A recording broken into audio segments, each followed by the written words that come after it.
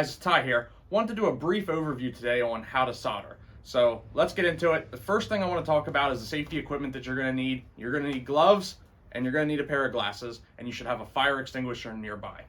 Once you have that stuff, let's go over what we got here. So the first thing we're going to have is the piece of copper and the fitting that we're going to solder. For cleaning it, we're going to have a brush, and there's two different types of cleaning cloth that we can use for cleaning the copper. When we're cutting the copper, we want to try to be using actual tubing cutters. We don't want to be using sawzalls, bandsaws, hacksaws, anything that creates burrs or jagged edges on it. It just creates a lot of issues down the road when it comes time to commissioning the pipe. The other thing we'll need some flux and a flux brush, a dry clean rag, and of course, the solder. Once we have all this stuff, let's get into it. All right, first step we got to do is when we cut the copper, we always want to use our regular tubing cutter. Like I said earlier, don't be using bandsaws, hacksaws, anything that creates burrs.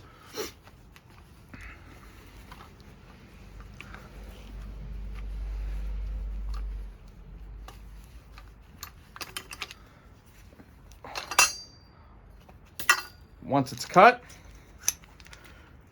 make sure we ream the inside of the copper. We want to get that lip out of the inside so that it doesn't cause any flow issues, and then we want to make sure we get the burrs out of it. Make sure we're doing both sides.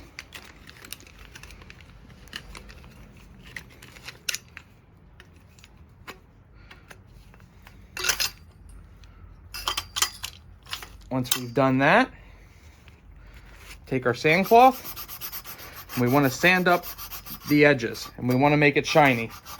What we're doing is we're removing all the dirt and dust from the outside of the pipe, scuffing it up, and it'll make it easier for the solder to adhere to it.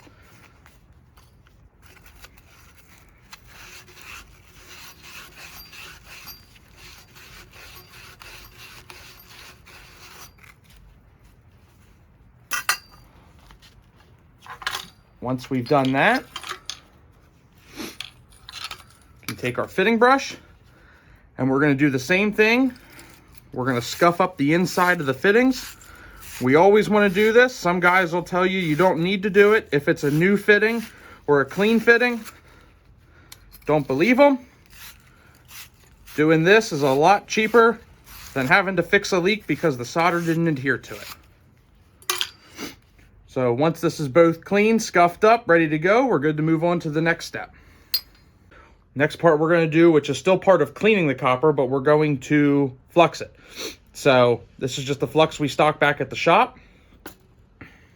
We're going to use a flux brush, and we're going to paint a good amount of flux onto the pipe.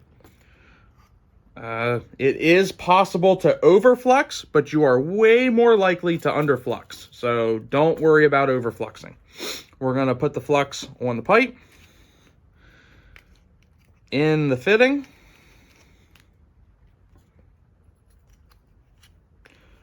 when you're doing this, you want to make sure that none of the flux brushes, the bristles, are breaking off and getting stuck to anything. The purpose of the flux is when we heat it up, the flux is really acidic and it'll actually acid clean the copper. And this is all just part of the process to help the solder adhere to the pipe. So right now this piece is standing straight up. If you ever have an issue where the pipe is not staying where you want it, like you let go and it falls down, you can take your channel locks, spin this off to the side, give it just a little pinch,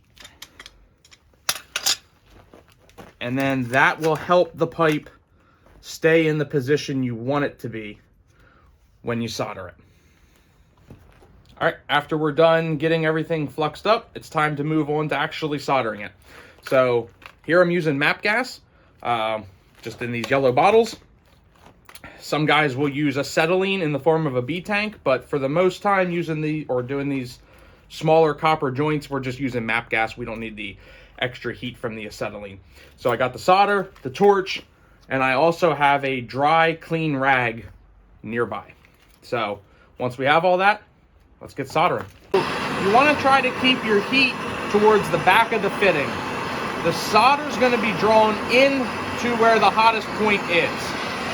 We don't want to overheat, and solder typically melts around 420 degrees.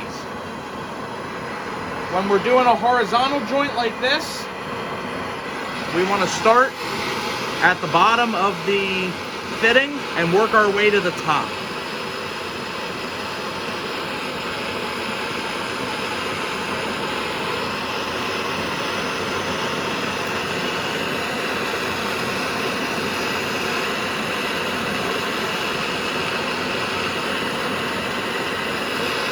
Starting to melt now.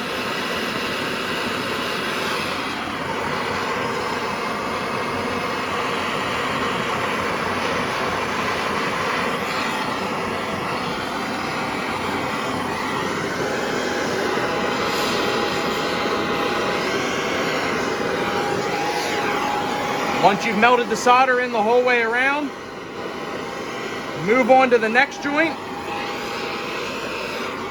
We don't want to be soldering just one side at a time, because when we go to solder the other side of the joint, we risk melting the solder out of the joint we did the first time.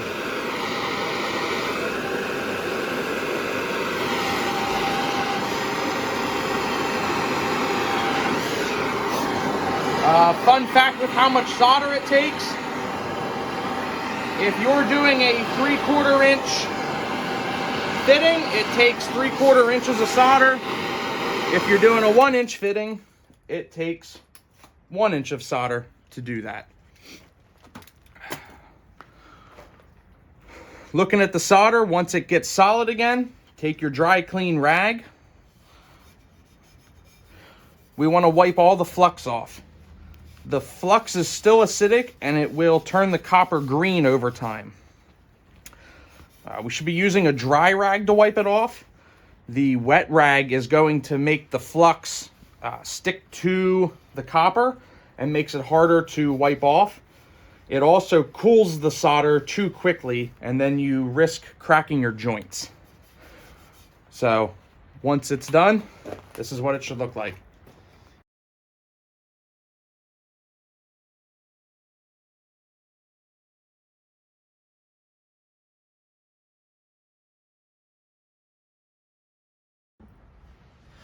This concludes our basic overview of how to solder. If you have any other plumbing or HVAC related task you would like to see demonstrated, please reach out.